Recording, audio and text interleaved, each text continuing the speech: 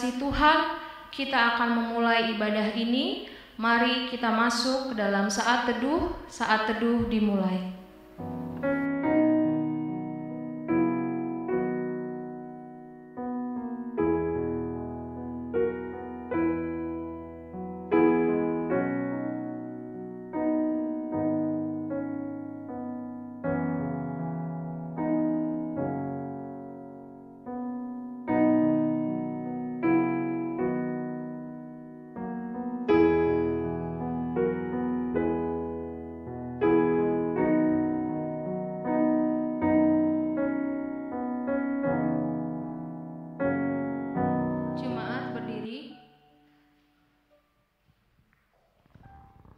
Haleluya, berbahagialah orang yang takut akan Tuhan, yang sangat suka kepada segala perintahnya. Anak cucunya akan perkasa di bumi, angkatan orang benar akan diberkati. Pertolongan kepada kita adalah di dalam nama Allah yang menjadikan langit dan bumi. Turunlah kiranya atas kita sekalian anugerah dan sejahtera daripada Allah Bapa dan daripada anaknya Yesus Kristus. Amin. Dengan tetap berdiri, marilah kita menyanyikan lagu dari NKI nomor 289 ayatnya yang pertama sampai yang kedua.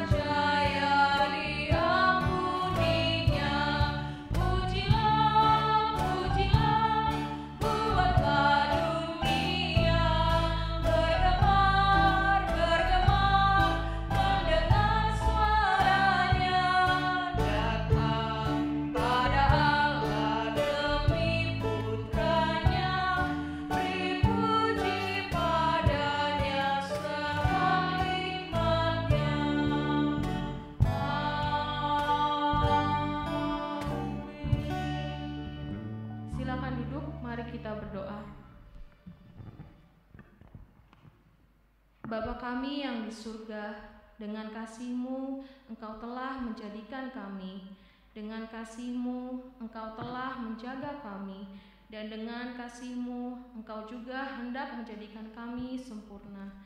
Dengan rendah hati kami mengaku bahwa kami tidak mengasihi-Mu dengan segenap hati, roh, jiwa, dan seluruh hidup kami. Kami juga tidak mengasihi sesama kami manusia sebagaimana Kristus telah mengasihi kami. Memang Engkau ada di dalam kami, tetapi keinginan daging kami telah membuat kami lupa akan kehendak-Mu. Ampunkanlah kami Bapa, tolonglah kami agar kami bertobat dari dosa-dosa kami dan dari hidup kami yang salah. Pimpinlah kami dengan roh-Mu agar kami dapat berlaku seperti yang Engkau kehendaki, sehingga kami dapat masuk ke dalam kemuliaan-Mu yang sempurna. Demi Yesus Kristus Tuhan kami yang telah mengajarkan kami berdoa. Bapa kami yang di surga, dikuduskanlah namamu, datanglah kerajaanmu, jadilah kehendak-Mu di bumi seperti di surga. Berilah kami pada hari ini makan kami yang secukupnya, dan ampunilah kami akan kesalahan kami, seperti kami juga mengampuni orang yang bersalah kepada kami. Dan janganlah membawa kami ke dalam cobaan, tetapi lepaskanlah kami daripada yang jahat, karena Engkaulah yang mempunyai kerajaan dan kuasa dan kemuliaan sampai selama-lamanya. Amin. Mari kita memuji Tuhan dengan menyanyikan lagu dari NKI nomor 207 ayat yang pertama dan yang kedua.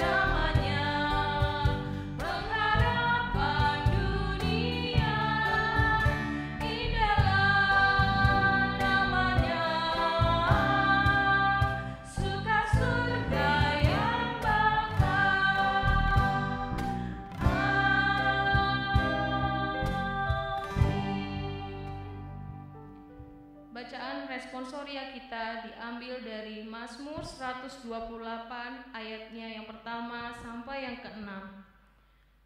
Kita akan membacanya bersaut-sautan. Saya akan memulai dengan ayat ganjil dan nanti di ayat terakhir kita akan membaca bersama-sama. Saya mengundang jemaat untuk berdiri.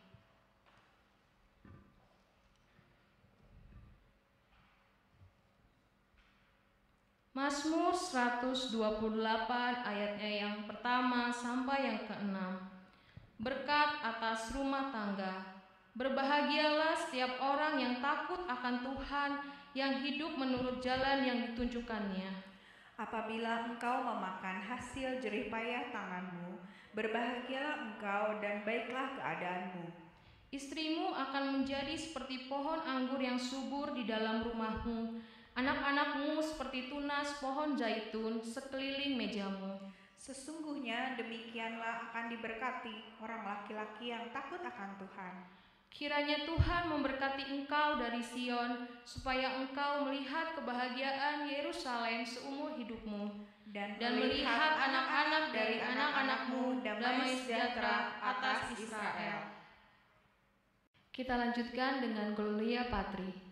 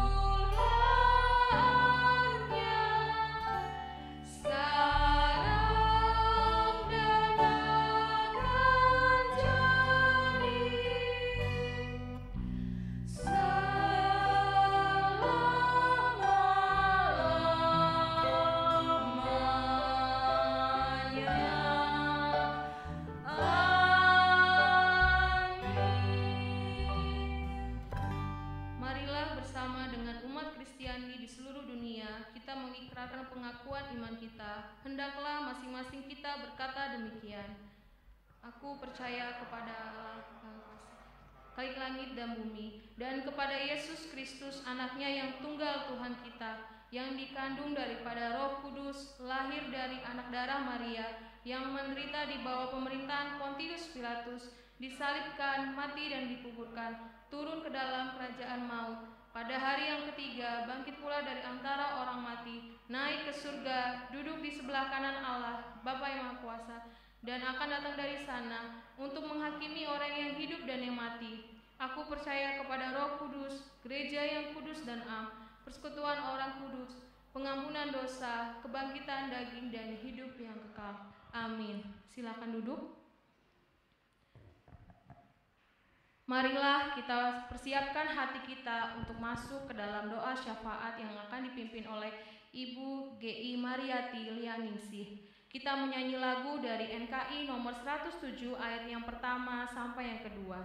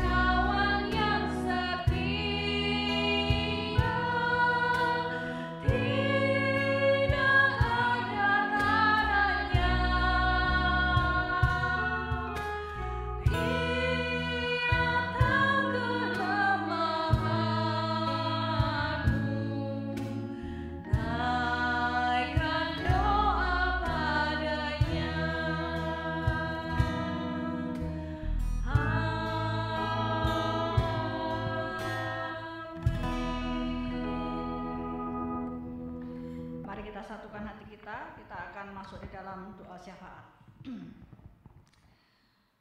Kami datang kepadamu ya Tuhan.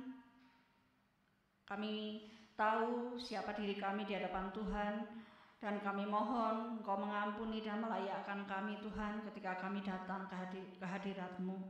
Saat ini Tuhan, kami mau menyatukan hati kami untuk berdoa untuk bangsa dan negara kami Tuhan. Kami berdoa untuk pemerintahan negara kami. Kami bersyukur untuk Pak Jokowi yang menjalani tes swab dan dinyatakan negatif. Kami bersyukur Tuhan, Engkau terus menolong dan menopang dia, memberi kekuatan, kesehatan. Demikian juga dengan para menteri-menteri yang ada, mereka bisa bekerja dengan maksimal sehingga sungguh-sungguh Tuhan, mereka boleh dengan bijaksana dan hati yang takut akan Tuhan, boleh menyelesaikan setiap persoalan-persoalan di negara ini. Dan kami terus berdoa menyerahkan Tuhan supaya pemerintahan negara kami boleh solid dan sungguh-sungguh mereka boleh punya hati yang takut akan Tuhan. Kami juga berdoa untuk penginjilan di negara kami, khususnya di masa-masa pandemi ini Tuhan. Bukan berarti kami tinggal diam dan kami bisa untuk melakukan apa yang Tuhan kehendaki untuk kami bisa memberitakan Injil. Pakai setiap kami Tuhan di dalam setiap kesempatan untuk kami bisa menyampaikan Injil Tuhan, sehingga lebih banyak lagi orang-orang yang boleh percaya kepadamu. Tuhan, saat ini kami juga mau berdoa untuk pelayanan kami baik di GMI Bandung Barat, di Padalarang, Sendawar ataupun Balikpapan. Kami berdoa untuk setiap hamba-hamba Tuhan, majelis-majelis, pengurus-pengurus gereja yang ada, berikan mereka kerjasama yang baik Tuhan, dan berikan mereka sungguh-sungguh hikmat yang dari Tuhan, sehingga mereka boleh bekerja sama sehati sepikir untuk memikirkan bagaimana mengembangkan pekerjaan Tuhan yang Tuhan percayakan kepada mereka masing-masing.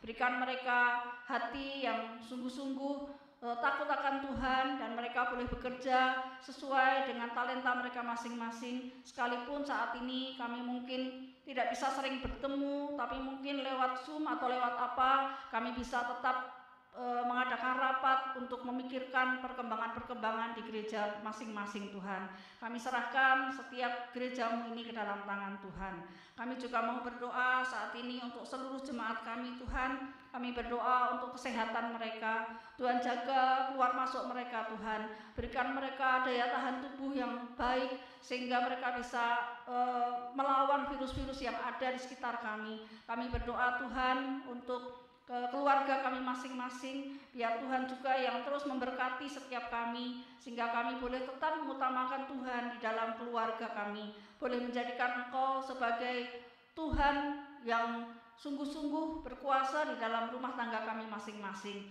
Kami tahu Tuhan banyak persoalan yang terjadi, tetapi kami rindu setiap persoalan yang kami bisa selesaikan di dalam kasih Tuhan. Kami juga berdoa untuk pekerjaan kami masing-masing Tuhan, di tengah-tengah situasi saat ini, biar Tuhan tetap mencurahkan berkat bagi setiap anak-anak-Mu. Kami serahkan Tuhan setiap kami yang harus bekerja keluar, Tuhan juga jaga, Tuhan lindungi keluar masuk kami semua. Terima kasih, kami serahkan anak-anak kami yang studi juga, Tuhan juga pimpin, Tuhan berkati mereka, sekalipun mereka masih studi secara online, biarlah mereka boleh tetap diberikan semangat, sukacita, dan mereka boleh tetap mengikuti pelajaran-pelajaran di sekolah dengan baik. Terima kasih Tuhan. Kami juga berdoa saat ini, kami ikut bersyukur kepada mereka yang berulang tahun, baik itu Bapak Risdianto, Bapak Dr. Gunawan Simon, anak Stanley Ci, juga saudara Willy Naibaho. Kami serahkan keempat saudara kami ini ke dalam tangan Tuhan. Engkau yang sudah menambahkan satu usia kepada mereka Tuhan. Kami percaya Engkau sudah memimpin mereka sampai hari ini. Engkau juga akan memimpin kehidupan mereka di hari-hari yang akan datang. Biarlah mereka punya hati yang terus mengasihi Tuhan. Mereka boleh semakin dekat dengan Tuhan. Terima kasih Tuhan. Saat ini juga kami ingat untuk Ibu Wong Cipang yang baru saja menjalani operasi di kakinya. Kami bersyukur kalau semua operasi sudah boleh berjalan lancar, dan kami serahkan untuk pemulihannya supaya Tuhan yang memimpin, Tuhan yang memberkati, sehingga ibu ini bisa secepatnya pulih, sehat, dan dia bisa beraktivitas kembali. Kami serahkan Tuhan setiap doa-doa kami, ini kami panjatkan hanya di dalam nama Tuhan kami Yesus Kristus. Amin.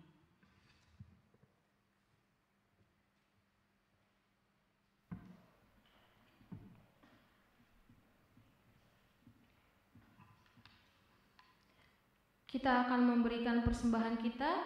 Saya mengundang para petugas persembahan untuk maju ke depan.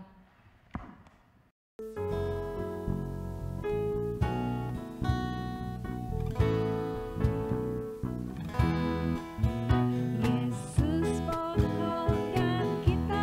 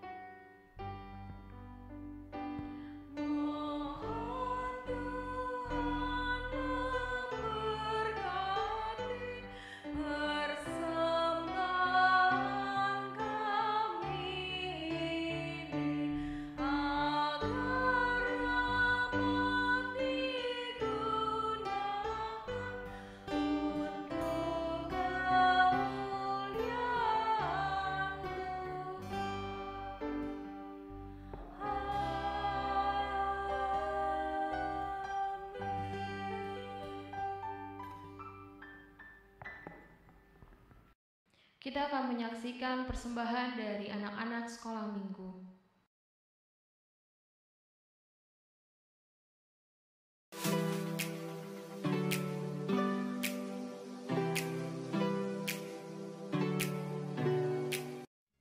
Anak sekolah minggu dengar-dengaran suruh orang tua berlebih Tuhan, itulah tandanya anak yang manis nanti masuk surga terima upahnya. Anak sekolah minggu dengar-dengaran suruh orang tua berlebih Tuhan, itulah tandanya anak yang manis nanti masuk surga terima upahnya. Bye bye.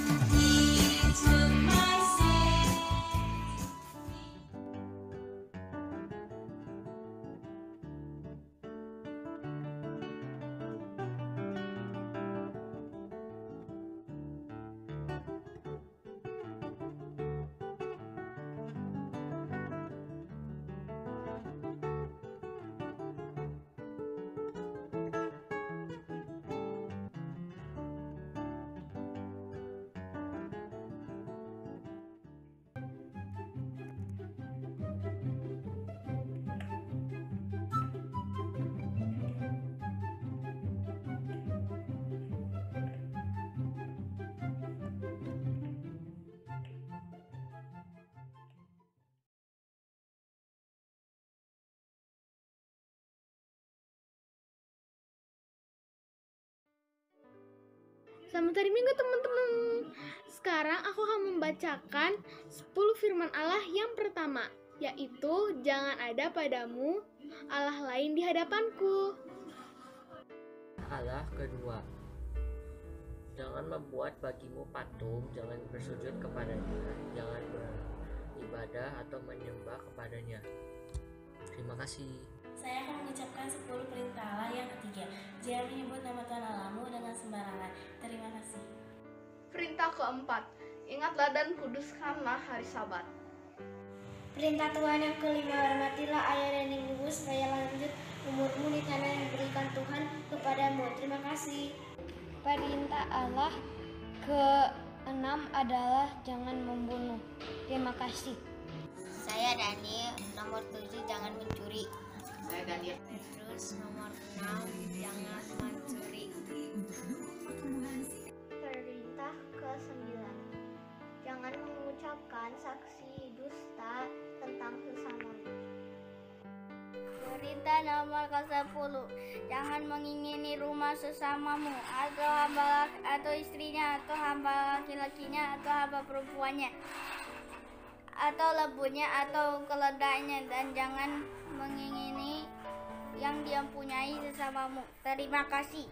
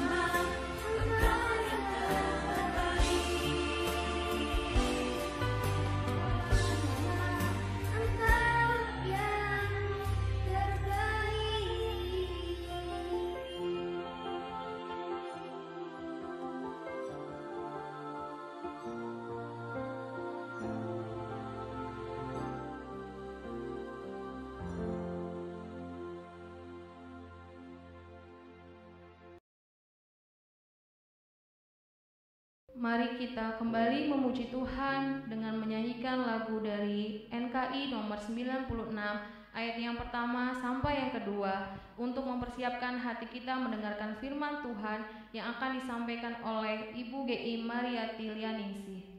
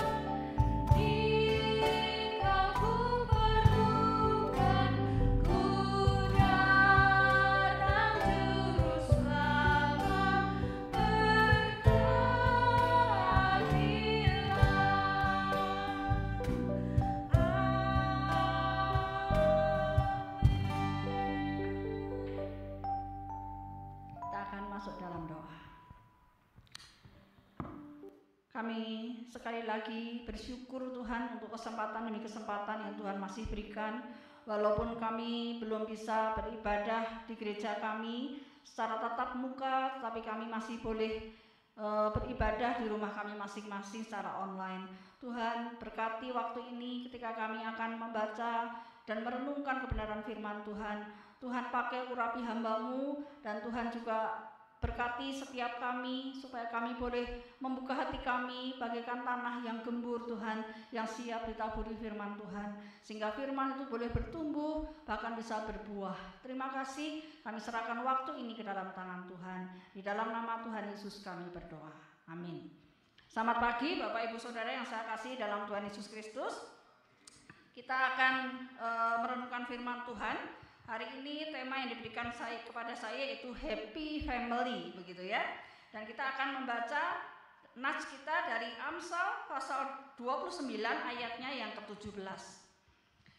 Amsal 29 ayat yang ke-17. Bapak Ibu Saudara yang ada di rumah bisa membuka Alkitabnya masing-masing ya. Amsal 29 ayatnya yang ke-17. Saya akan membacakannya untuk kita semua. Didiklah anakmu, maka ia akan memberikan ketenteraman kepadamu dan mendatangkan sukacita kepadamu. Didiklah anakmu, maka ia akan memberikan ketenteraman kepadamu dan mendatangkan sukacita kepadamu. Berbahagialah setiap kita yang membaca, merenungkan, dan melakukan firman Tuhan. Saudara, setiap keluarga pasti merindukan apa yang disebut bahagia, ya. Makanya tema kita hari ini keluarga bahagia, begitu. Tidak ada satu keluarga pun yang tidak merindukan kebahagiaan. Nah, menurut nats yang kita baca pada pagi hari ini, yaitu dikatakan bahwa kita akan mengalami, orang tua khususnya akan mengalami ketenteraman dan sukacita, atau bisa dikatakan orang tua akan mengalami kebahagiaan jikalau dia bisa mendidik anak-anaknya dengan baik dan benar. Dan tentunya bukan hanya orang tua yang bahagia. Kalau anak-anak bisa dididik dengan baik dan benar, anak-anak pun juga akan mengalami kebahagiaan. Saudara, melahirkan seorang anak itu perlu perjuangan. Khususnya mereka yang melahirkan secara normal, begitu ya.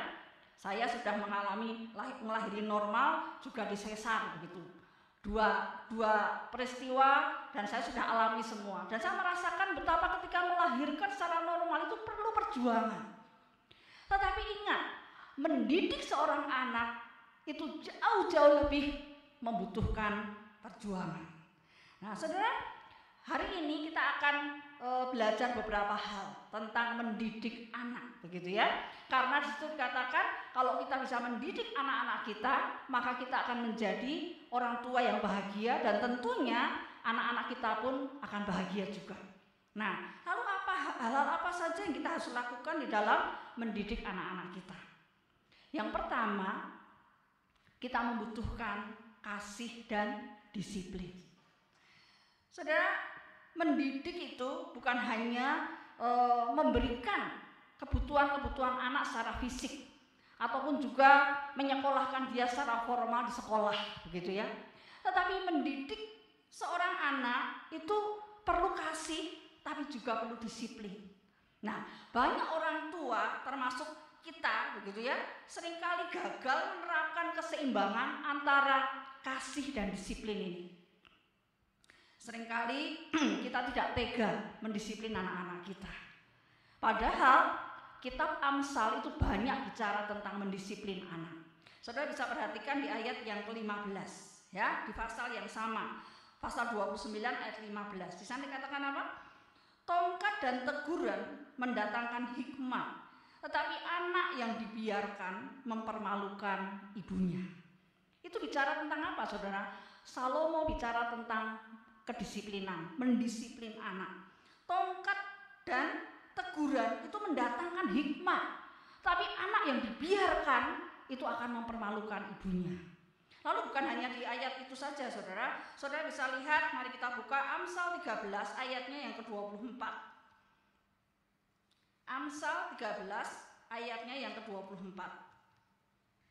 Amsal 13 ayat yang ke-24. Saya dikatakan, siapa tidak menggunakan tongkat benci kepada anaknya, tetapi siapa yang mengasihi anaknya menghajar dia pada waktunya. Lalu satu ayat lagi, pasal 19, masih kitab Amsal, pasal 19 ayatnya yang ke-18.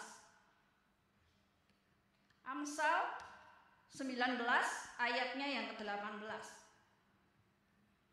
Di sana dikatakan, hajarlah anakmu selama ada harapan, tetapi jangan engkau menginginkan kematiannya. Saudara, ayatnya yang kita baca tadi itu bicara tentang kedisiplinan. Bagaimana orang tua itu harus siap mendisiplin anak-anaknya. Kita seringkali gagal dalam hal ini karena kita nggak tega, gitu ya. Kita seringkali hanya mengasihi, memberi dan memberi. Saya kerja keras untuk anak, saya kerja keras untuk memenuhi kebutuhan anak-anak saya. Tetapi ingat, bukan hanya itu yang dibutuhkan, tapi kedisiplinan juga dibutuhkan di dalam mendidik seorang anak. Tanpa mendisiplin seorang anak, sebenarnya kita sedang merusak ataupun menjerumuskan anak-anak kita ke jalan yang salah. Nah, saudara, saya pernah melihat begitu ya, berapa tahun yang lalu begitu, waktu itu di IP begitu ya, ada seorang anak yang nangis jeritan, saudara, sambil teriak-teriak dan guling-guling di lantai begitu. Nah, ternyata anak ini minta sesuatu begitu ya, saya tidak tahu minta apa begitu, tapi tidak diberi oleh orang tuanya. Nah, karena itulah anak ini marah begitu ya, lalu dia nangis, dia berteriak-teriak, dia guling-guling begitu di lantai begitu, sehingga menjadi perhatian banyak orang. Dan akhirnya apa, saudara? Orang tuanya malu karena anaknya melakukan tindakan yang seperti itu begitu ya. Akhirnya apa? Akhirnya orang tuanya membelikan apa yang dipengini oleh anak itu. Nah, saudara, akhirnya anak ini punya senjata. Setiap kali dia pengen sesuatu, dan tidak diberi, dia akan marah, dia akan berteriak, dia akan menangis. Itu senjata dia. Karena dengan begitu orang tuanya pasti kalah, begitu ya, dan akhirnya menuruti apa yang dia mau. Saudara, kenapa seorang anak bisa seperti itu? Karena dia tidak biasa mendapatkan disiplin dari orang tuanya. Pendidikan yang paling utama dimulai dari keluarga, saudara. Dan kita harus siap, bukan hanya mengasihi dia, tapi kita juga harus siap mendisiplin anak-anak kita. Saudara, kalau masih anak saja sudah bisa melakukan seperti itu terhadap orang tuanya, dalam tanda kutip bisa memperbudak orang tuanya, bagaimana ketika dia sudah dewasa nanti? Makanya tidak heran saudara ya kalau kita baca di media sosial atau kita lihat di televisi begitu ya, atau berita-berita dimanapun begitu, ada banyak kasus yang terjadi seorang anak itu akhirnya apa? Dia tega membunuh orang tuanya. Itu dari mana saudara? Karena tidak dimulai dari anak-anak, dia tidak didisiplin. Sehingga akhirnya dia menjadi anak yang tumbuh dengan pemberontakan begitu ya, dan dia bisa menguasai dalam tanda kutip orang tuanya. Seperti yang saya cerita tadi, masih anak-anak saja dia sudah bisa memperbudak dalam tanda kutip orang tuanya. Orang tuanya kalah sama dia. Nah, ketika dia dewasa bisa terjadi saudara, walaupun ada faktor-faktor lain yang mungkin bisa terjadi begitu ya, tapi salah satunya karena dia tidak pernah didisiplin, sehingga akhirnya dia menjadi seorang yang tumbuh dengan pemberontakan begitu, dan dia tega menghabisi orang tuanya. Nah, saudara, sebenarnya kedisiplinan itu kapan kita mulai? Saudara, sejak bayi sebenarnya kita sudah bisa mendisiplin anak kita. Contoh begini, seringkali kalau bayi itu ya, apalagi anak pertama tuh saudara, saya masih ngerasain, nah, saya juga salah dalam hal ini begitu ya. Seringkali apa? Senangnya digendong-gendong saudara. Jadi kalau anak itu ditaruh nangis begitu kan, udah nangis kita gendong lagi gitu kan.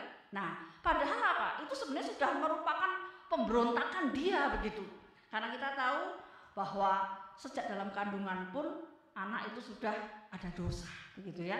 Sehingga ketika dia lahir, dia sudah punya dosa pemberontakan itu. Nah, sebenarnya kita sebagai orang tua ketika kita belajar mendisiplin dia waktu bayi itu, ketika dia nangis, antepin aja saudara. Tapi seringkali kita orang tua nggak tega kan, wah nangis begitu, digendonglah lagi begitu. Nah, itu sebenarnya apa? Kita tidak memberikan disiplin kepada dia.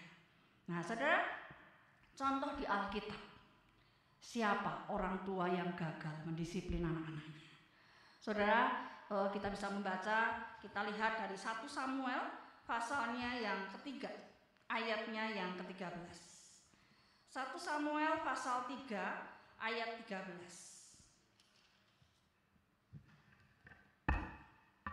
Di sana dikatakan begini saudara, 1 Samuel pasal 3 ayatnya yang ke-13. 1 Samuel pasal 3 ayat 13. Sebab telah kuberitahukan kepadanya bahwa aku akan menghukum keluarganya untuk selamanya karena dosa yang telah diketahuinya, yaitu bahwa anak-anaknya telah menghujat Allah tetapi ia tidak memarahi mereka. Saudara, ini ayat bicara tentang siapa? Tentang Imam Eli, saudara. Imam Eli yang tidak mendisiplin anak-anaknya, yaitu Hofni dan Pinehas. Apa sih yang mereka lakukan? Saudara bisa membaca di pasal yang kedua. Di sana dikatakan bahwa anak-anak Eli itu setiap kali orang Israel datang memberikan persembahan, begitu, anak-anak Eli ini minta bagian yang pertama. Padahal menurut aturannya, begitu saudara bisa baca nanti ya di pasal 2 mulai ayat yang ke-11 dan selanjutnya, di sana dikatakan bahwa persembahan itu harus dibakar dulu lemaknya dan itu dipersembahkan kepada Tuhan. Baru sesudah itu imam-imam ini boleh mengambil bagiannya. Tetapi Hofni dan Pinehas tidak mau hal itu. Mereka selalu pengen yang pertama, begitu. Dan itu merupakan kejahatan di mata Tuhan. Dan Eli sebagai orang tua, dia tidak menasihati, tidak memarahi mereka, begitu ya. Hanya mengatakan jangan begitulah anak-anakku, begitu ya. dengan lemah lembutnya begitu. Padahal itu harusnya Eli mendisiplin mereka. Eli harusnya memarahi mereka karena itu satu dosa yang dilakukan oleh mereka di hadapan Tuhan. Tapi Eli tidak melakukannya. Dan itu membuat Tuhan murka. Dan akhirnya Tuhan menghukum keluarga Eli, khususnya Hofni dan Pinhas ini. Saudara, kedisiplinan sangat penting. Selain kasih, disiplin juga penting.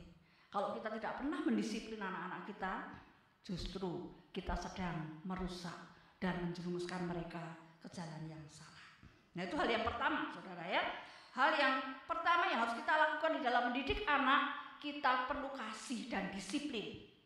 Yang kedua, kita memerlukan keteladanan. Keteladanan bagi mereka. Saudara, teladan seorang orang tua itu sangat penting bagi anak-anaknya. Teladan itu lebih kuat dibandingkan ajaran yang diajarkan oleh orang tuanya. Kita sebagai orang tua, kita mengajar banyak hal, tapi kalau kita tidak melakukannya, anak-anak kita itu akan mencemooh kita. Begitu ya. Jadi keteladanan itu hal yang penting sekali. Mereka bertumbuh lewat keteladanan kita. Contoh, saudara ya, kalau misalnya orang tuanya suka ngomong kasar, kebun binatang itu ada di rumahnya, di mulutnya, begitu ya, setiap saat keluar. Jangan salahkan anak ketika anak juga bicara kasar. Ketika anak juga bicara kebun binatang keluar semua. Jangan salahkan mereka, karena apa? Setiap saat, setiap hari mereka menyaksikan orang tuanya itu ngomong omongan-omongan yang kasar. Jangankan omongan, saudara ya. Saya kalau tidak salah pernah singgung di sini ya, tidak tahu berapa waktu yang lalu. Ada seorang papa begitu, dia cacat, saudara. Dia kakinya tuh pendek sebelah begitu ya. Jadi kalau jalan jingkat-jingkit ya karena memang pendek sebelah begitu ya, jadi pincang gitu, saudara. Nah, itu pun ditiru oleh anaknya, padahal anaknya normal, saudara. Jadi setelah diselidiki, kenapa anak ini kok jalannya begitu gitu ya? Ternyata dia ngikuti papahnya. Nah, saudara, itu baru hal yang begitu. Apalagi kalau kata-kata kita. Kalau kita sering ngomong yang kasar, kata-kata yang tidak baik, anak-anak kita akan mengikuti teladan kita itu. Nah, tapi seandainya, saudara, misalnya setiap Sabtu begini, begitu ya. Nanti kalau sudah ibadah normal begitu. Setiap Sabtu begini, kita kasih tahu anak-anak, ayo kita siapkan baju yang akan kita pakai besok, kita mau ke gereja. Kita mau menyembah Tuhan, kita mau datang kepada Tuhan beribadah. Sabtu kita siapkan semua supaya Minggu pagi tidak pakpipuk begitu ya. Kita benar-benar sudah siap sehingga Minggu pagi kita sudah siap, kita tinggal ambil baju kita pakai ke gereja. Kita siapkan uang persembahan kita buat Tuhan. Kasih yang terbaik buat Tuhan. Jangan kasih yang udah lecek begitu. Tapi kasih Tuhan uang yang kalau ada yang masih baru begitu ya, sehingga kita waktu memberikan itu belajar memberikan yang terbaik. Saudara, saya yakin ketika kita dari kecil kita melatih anak-anak kita seperti itu, mereka pun akan terbiasa begitu. Mereka akan terbiasa setiap Sabtu mereka sudah siap dengan baju mereka, siap dengan uang persembahan mereka begitu ya. Dan Minggu itu menjadi minggu yang penuh sukacita bagi mereka. Karena apa? Mereka sudah terbiasa bersama-sama orang tuanya datang ke rumah Tuhan beribadah di sana. Saudara, kalau kita memberikan teladan seperti itu, saya yakin anak-anak itu akan mengikuti. Tanpa disuruh pun, Sabtu-Sabtu mungkin mereka sudah siap-siap begitu ya. Tinggal mereka minta, kalau mereka masih kecil mereka minta orang tuanya, maaf Pak, minta uang persembahan begitu ya, uang kolektor buat besok. Nah, saudara, kalau kita memberikan contoh yang baik, mereka juga akan mengikutinya. Saya mau cerita satu pengalaman saya, saudara, di dalam pelayanan. Saya pernah melayani seorang ibu begitu ya, dia sudah tua. Jadi ceritanya ibu ini punya 2 anak, saudara ya, dua-duanya perempuan, dua-duanya sudah menikah. Anak yang pertama ikut dia begitu. Jadi dia anak ini dengan keluarganya ikut sama mamahnya begitu ya. Tapi anak yang kedua ini ikut mertuanya, jadi terpisah begitu. Nah, sejak papahnya meninggal, si anak ini bilang sama mamanya, "Mah, saya ini punya rencana mau beli rumah, tapi uang saya kurang," gitu ya. Gimana kalau mama jual aja rumah ini, terus nanti saya pinjem sebagian uangnya untuk nambahi uang saya untuk saya beli rumah. Terus nanti mama ikut saya aja, toh mama sudah tua tinggal sendiri, kalau ada apa-apa susah begitu ya. Jadi nanti mama ikut saya aja begitu. Mamahnya ini pikir-pikir, saudara, baik juga begitu ya, anak ini memikirkan dia, daripada nanti dia sendiri sudah tua sendirian, kalau jatuh kalau tengah malam ada apa-apa susah, dia pikir begitu gitu ya. Jadi akhirnya dijuallah itu rumah mamahnya ini, saudara ya, dijual dan sebagian dipinjamkan ke anaknya ini untuk nambahi uang yang sudah mereka punya dan mereka beli rumah. Awalnya memang baik, saudara. Setiap kali mereka pergi, mamahnya dibawa begitu ya, entah itu ke mall, entah mereka pergi main begitu, mamahnya selalu dibawa, saudara. Kalau mereka keluar makan begitu, mereka selalu pulang membawa makanan kesukaan mamahnya begitu. Nah, itu berselang sekian lama, saya tidak tahu berapa lama begitu, saudara ya, sampai suatu saat mamahnya ini jatuh dan kena stroke. Mulai saat itu, saudara, anaknya ini berubah total. Padahal tinggal satu rumah, saudara. Tapi anaknya ini tidak pernah peduli, tidak pernah memperhatikan mamahnya lagi. Saya sampai merinding gitu, saudara ya, karena akhirnya karena anak ini yang bersama-sama dengan dia tidak pernah merawat dia begitu, tidak pernah merawat mamahnya. Jadi akhirnya anak yang kedua ini yang tidak tinggal bersama-sama, seminggu tuh kalau tidak 2 kali, 3 kali dia datang merawat mamahnya. Jadi kalau anak yang kedua ini tidak datang, mamahnya juga tidak mandi, saudara. Coba. Jadi yang mandiin, yang kasih makan, pokoknya yang ngurus semuanya itu anak yang kedua yang tidak tinggal bersama-sama dengan dia. Nah, sampai saudara, saya ditunjukin fotonya begitu ya oleh anak yang kedua nih. Nih semua kalau mau lihat gimana cicit saya memperlakukan mama saya, dia bilang.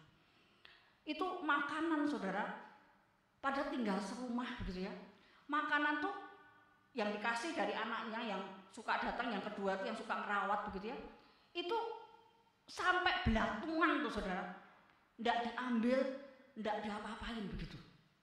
Sampai yang saya paling ngenes gitu, saudara ya, melihat fotonya itu ketika sekali waktu entah bagaimana mamahnya tuh jatuh dari ranjang, namanya udah stroke kan, saudara, mungkin dia gimana bagaimana begitu jatuh gitu ya. Itu yang namanya jatuh tuh nggak diapa-apain, saudara. Entah anak ini tahu atau enggak juga nggak tahu begitu ya. Pokoknya di lantai dan itu sudah entah baru kejadian, entah sudah 1 hari, entah 2 hari atau bagaimana nggak tahu. Pokoknya ketika anaknya yang kedua datang baru lihat begitu ya, mamahnya sudah di lantai ngguler di situ, saudara. Di foto ditunjukkan ke saya, saudara. Waduh, saya sampai pikir kok bisa ya? Ini padahal anak-anak perempuan anaknya sendiri, bukan anak tiri gitu loh. Anak kandungnya sendiri. Kok sampai bisa tega-teganya memperlakukan mamahnya sendiri seperti itu? Tapi kenyataannya memang ada, saudara. Nah, yang saya mau katakan apa? Ini si anak ini kan punya anak, saudara. Jadi cucunya si emak ini begitu ya. Lah apa yang dia teladankan terhadap anaknya, saudara? Kalau dia aja memperlakukan mamahnya seperti itu, bagaimana anak ini melihat setiap saat, setiap hari, bagaimana mamahnya memperlakukan emaknya seperti itu? Saya yakin dia juga akan mencontoh, saudara. Dan suatu saat mungkin anaknya ini juga akan memperlakukan mamahnya seperti itu juga. Nah, itu pentingnya keteladanan.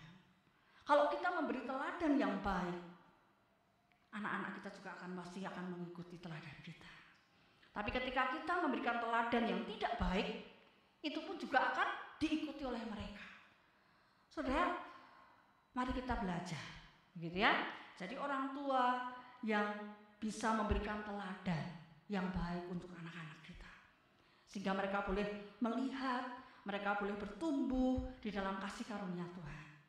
Nah, saudara, yang pertama kita perlu kasih dan disiplin.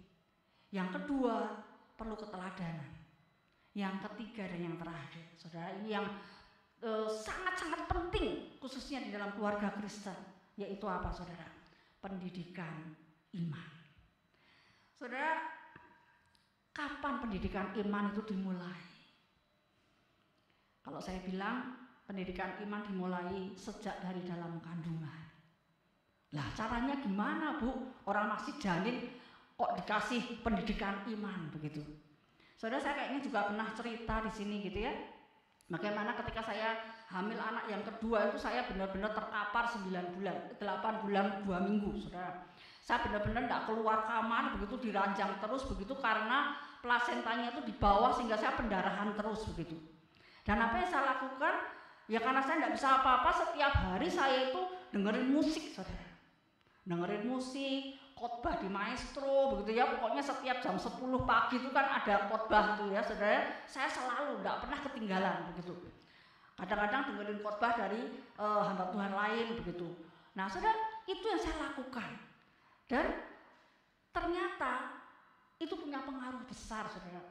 Anak saya yang kedua itu akhirnya senang musik begitu ya, dan dia tuh feelingnya kuat sekali.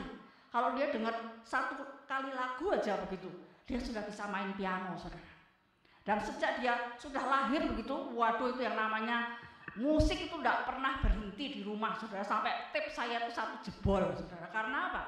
Terus begitu tidur, kan kalau masih bayi kan suka minum susunya sering begitu ya. Ketika dia umur 1 tahunan begitu, waduh itu yang namanya tape itu tidak pernah berhenti, saudara. Begitu dia terbangun minta minum susu begitu, tape-nya berhenti, langsung dia bilang mah ya mah gitu, istilah piayaya dia bilang ya. Jadi setel lagi begitu sampai jebol itu tape 1, saudara. Korban itu tape 1 begitu ya. Karena apa? Itu pengaruh dari dalam kandungan, saudara. Kalau di dalam kandungan kita sudah mulai mendidik dia dalam iman, kita setel lagu-lagu rohani begitu ya, lalu kita ajak dia bicara, walaupun kadang-kadang orang pikir kayak orang gendeng gitu saudara ya, ngomong sendiri begitu, tapi itu penting saudara, dan itu punya pengaruh yang besar.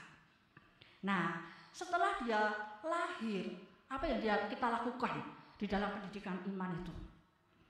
Setiap kali dia minum susu, ajak dia berdoa. Kita pikir mungkin tahu apa Bu, masih bayi merah diajak doa. Tapi itu perlu dibiasakan begitu. Jadi kalau bayi itu kan minum susunya masih sering banget tuh ya. Bisa sehari bisa 6 kali, 7 kali begitu. Ya 6 kali, 7 kali kita doa saudara. Pokoknya setiap kali dia mau minum susu, kita ajak dia berdoa. Ya doanya enggak usah panjang dan lebar tentunya begitu ya. Doanya yang simpel aja. Tuhan Yesus, terima kasih saya mau minum susu dalam nama Yesus. Amin. Simpel aja saudara. Tapi itu terus kita lakukan. Ketika dia mau minum susu, kita berdoa bersama-sama dia. Dan itu akan terus menjadi satu kebiasaan di dalam diri dia. Dan dia tahu ketika dia akan minum susu, dia akan makan nantinya begitu. Dia harus ingat untuk bersyukur terlebih dahulu kepada Tuhan. Nah itu yang harus kita lakukan. Dan jangan lupa bawa bayi-bayi itu ke gereja. Saudara, kadang-kadang orang tuh males ya, kalau masih bayi bawa ke gereja tuh males. Alasannya males repot, saudara, rempong, harus bawa ini, bawa itu, bawa susu, bawa pampers, bawa segala macam begitu. Males lah begitu. Jangan males saudara. Dari bayi kita harus biasakan anak-anak kita dibawa ke rumah Tuhan. Supaya apa? Aura rohani itu mulai dia rasakan dari dia bayi. Saya punya teman saudara ya, dia punya anak waktu itu masih bayi begitu, dan dia selalu bawa anaknya itu ke gereja. Wah memang kayak orang pindahan rumah saudara ya. Wah bawa segala macam, namanya masih bayi kan, banyak macam yang harus dibawa begitu ya. Ganti dalam sekarang aja gampang gitu ya, ada pampers, ada segala macam. Zaman dulu belum ada kan, harus bawa popok, gurita, segala macam gitu. Epic lah pokoknya, rempong gitu ya. Nah teman saya ini diketawain temannya saudara. Temennya ini bilang sama teman saya, kamu ngapain sih? Capek-capek gitu ya, masih bayi kayaknya ngapain dibawa ke gereja, mending repot kayak orang pindahan rumah setiap minggu. Dia bilang gitu. Tapi teman saya ini ngomong gini, enggak apa-apa, biarpun saya repot tiap minggu, tapi saya harus mendidik anak saya dari mereka bayi, mereka harus mengenal rumah Tuhan. Nah, saudara, ceritanya sekian tahun kemudian begitu, temennya yang dulu ngetawain itu saudara ketemu lagi gitu ya, dan dia bilang, dulu aku ngetawain kamu ketika anakmu masih bayi, kamu bawa segala macam perabotan ke gereja, tapi sekarang saya baru tahu, dan apa yang kamu lakukan itu memang benar. Anak-anak saya yang tidak saya biasakan dibawa ke gereja dari bayi, sekarang mereka tumbuh menjadi anak-anak yang tidak mengenal Tuhan.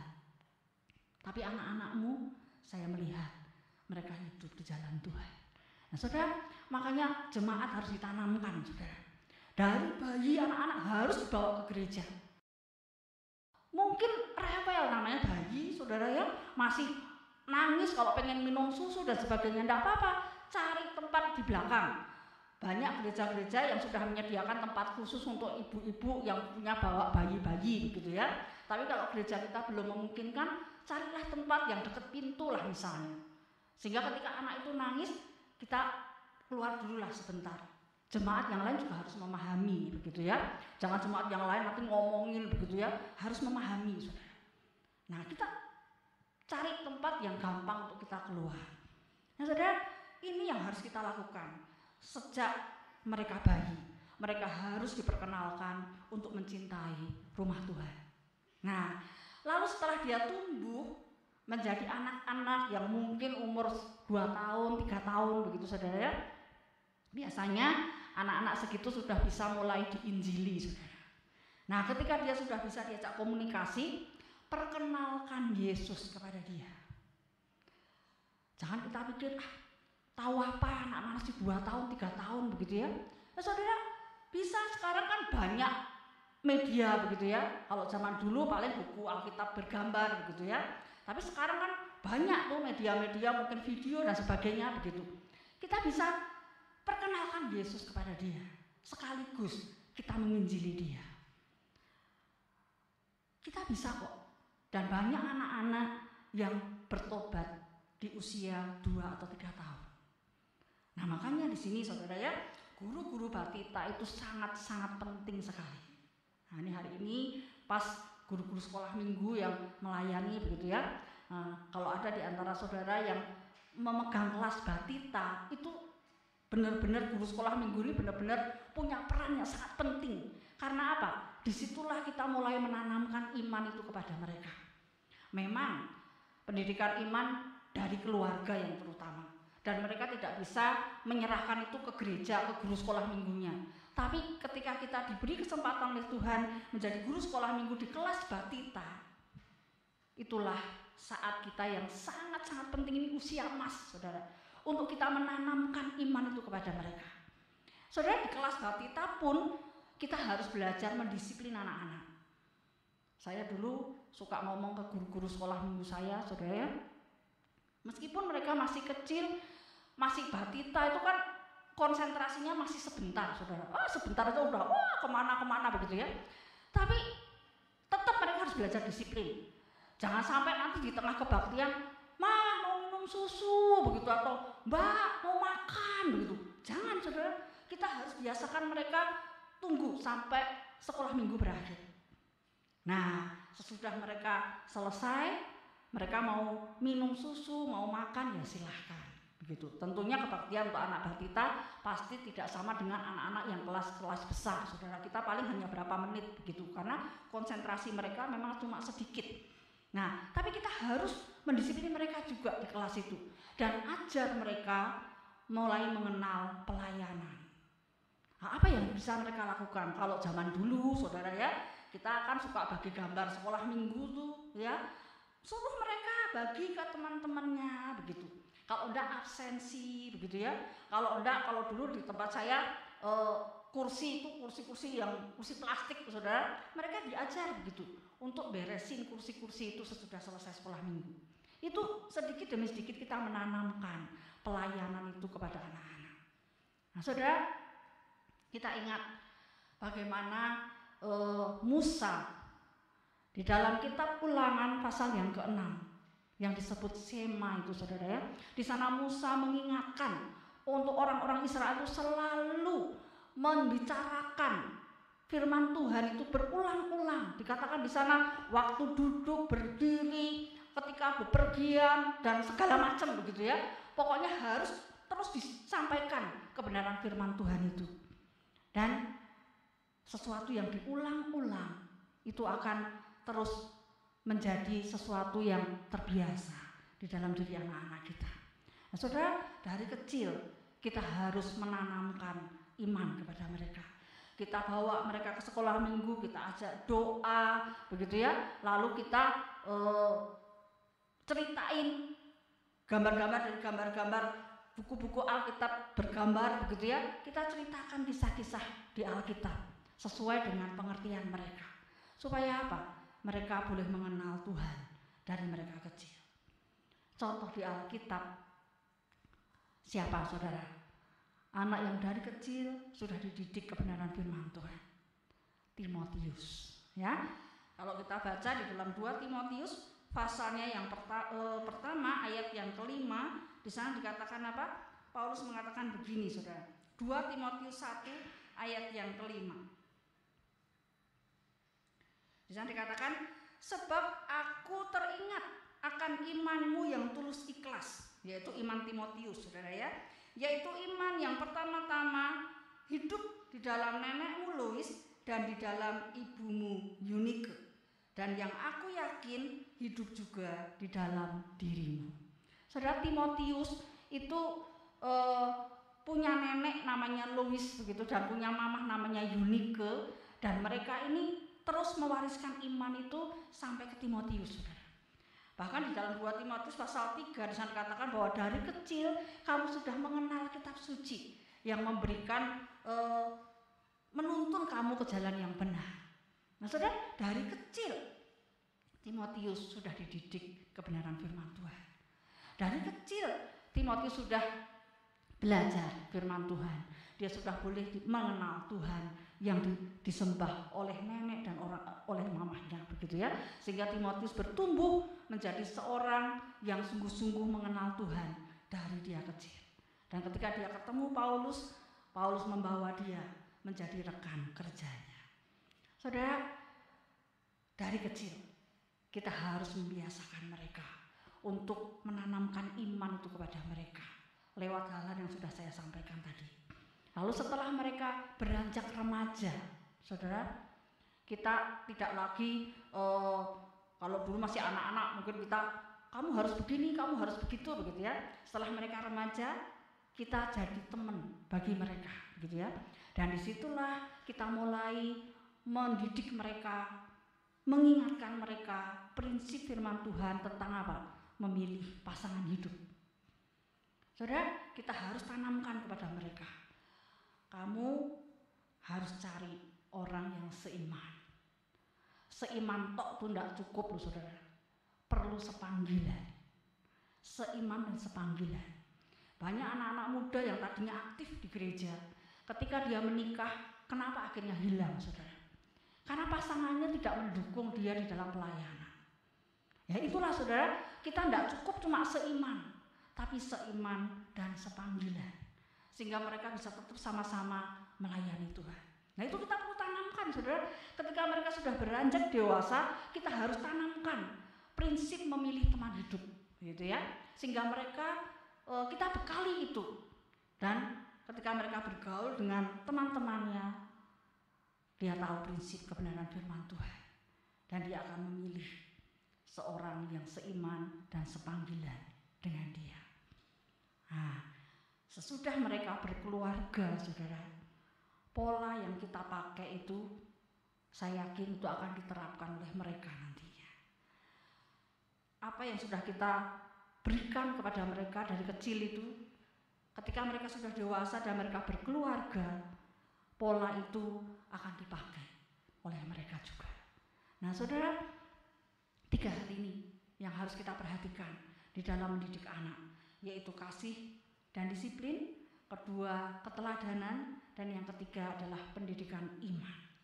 Kalau 3 hal ini kita bisa lakukan, saudara, kita berhasil mendidik anak-anak kita. Di sana dikatakan oleh Amsal bahwa kita akan menjadi orang yang bahagia. Kita akan memiliki ketenteraman dan sukacita. Dan saya yakin itu bukan hanya dirasakan oleh orang tuanya, tapi itu juga akan dirasakan oleh anak-anak kita juga.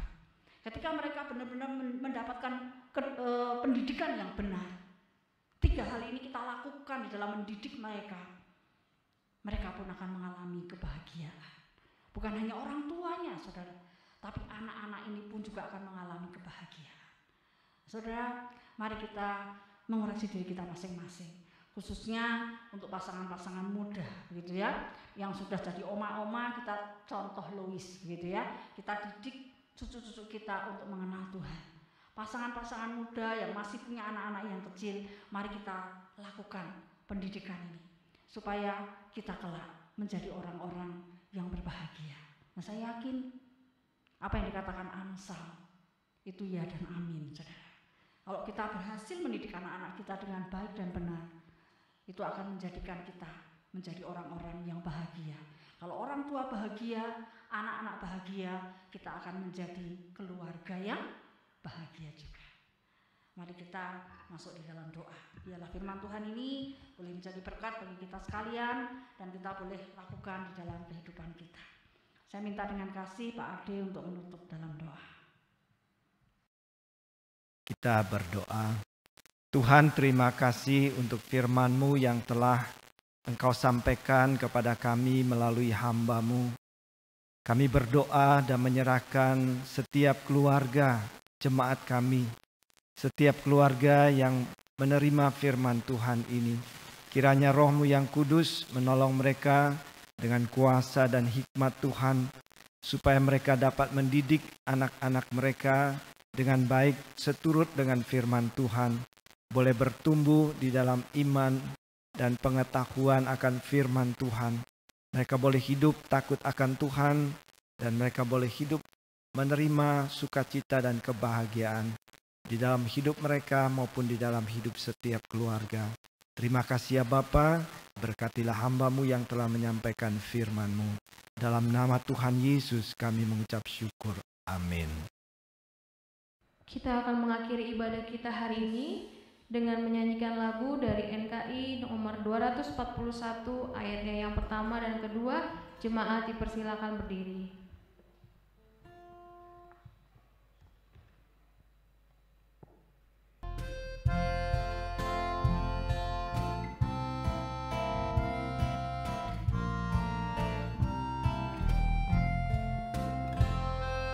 Yesus mau kami percaya, bahagia dengan Kau, dan berkenanlah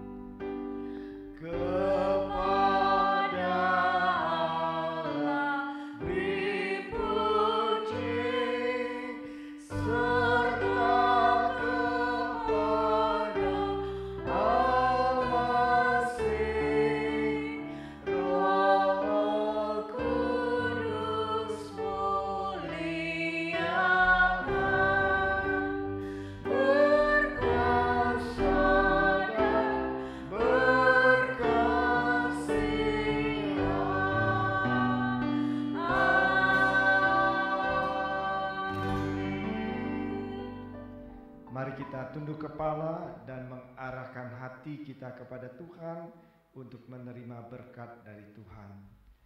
Kasih karunia dan damai sejahtera dari Allah Bapa kita, pertolongan Tuhan Yesus Kristus, kekuatan dan penghiburan Roh Kudus menyertai saudara yang ada di gereja, saudara yang beribadah di rumah masing-masing, dimanapun saudara berada. Tuhan memberkati saudara. Amin. Amin. Amin. Amin.